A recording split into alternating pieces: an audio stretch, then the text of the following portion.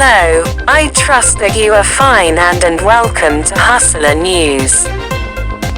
Hustler takes it away again in the Senate.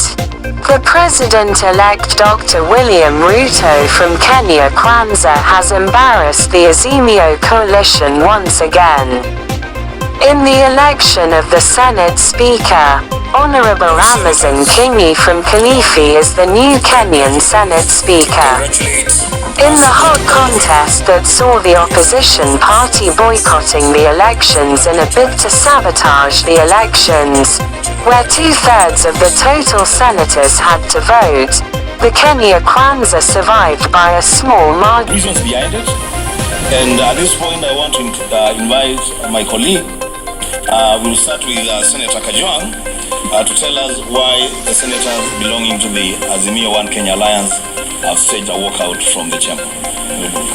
Well, thank you, Senator Wambua. Senator Wambua has already introduced, this is the Azimio Senate Parliamentary Group, and this day we had a very important duty of taking our oaths of affirmation and thereafter ensuring that we've got the right leadership that will make Senate truly the upper house of the legislature in Kenya. We have decided not to participate in certain processes that are currently going on in that house for the following reasons.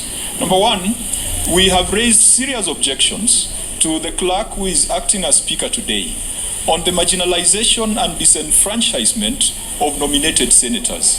As you are aware, nominated senators were gazetted only yesterday in the evening and expected to come to the Senate today to elect a speaker and a deputy speaker.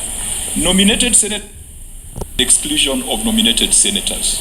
Number two, we have also raised issues around the integrity of some of the candidates who presented themselves for the position of the Speaker of the Senate. We cited that the House has previously indicted some of the persons who have placed their applications to be speakers of the Senate. And we needed a declaration and a determination from the clerk whether persons who have been indicted by the House should be eligible to run for the speakership of the House. As you are aware, the former governor for Kilifi, Amazon Kingi, is one of the candidates for speakership. When I was the chair of the Public Accounts Committee, I produced several reports that declared Amazon Kingi unfit to hold public office. We did many reports that directed the EACC and DCI to commence criminal investigations and proceedings against this particular person. Is that the person we want to sit in Senate? That will, on the issue of fidelity to the law, particularly to the Political Parties Act, we feel that the clerk did not address the issues that we raised properly. We feel that the clerk side, and we feel that today the clerk operated just like Chebukati operated at Bomas. He was in such a rush to make a ruling when we had all the time to dispense with issues, when we had all the time to allow our nominated senators to be part of this process, to investigate and assess the suitability, the integrity and credibility of the candidates who had put themselves before the House. That is why we have decided we are not going to be part of that charade, and I can assure you that this Senate is not going to be an acquiescent Senate. This will be a Senate that will always stand up for the right things. I want to ask the Secretary General of ODM and Senator for Nairobi just to say something. Thank you very much. Pretty much, pretty much I've addressed all the issues that have been canvassed, but one of the things that has also offended us badly as senators is that we are being provided with the curriculum vitae of these people at this particular, moment in time when we are supposed to actually be making that decision on who to elect as the Speaker of the Senate.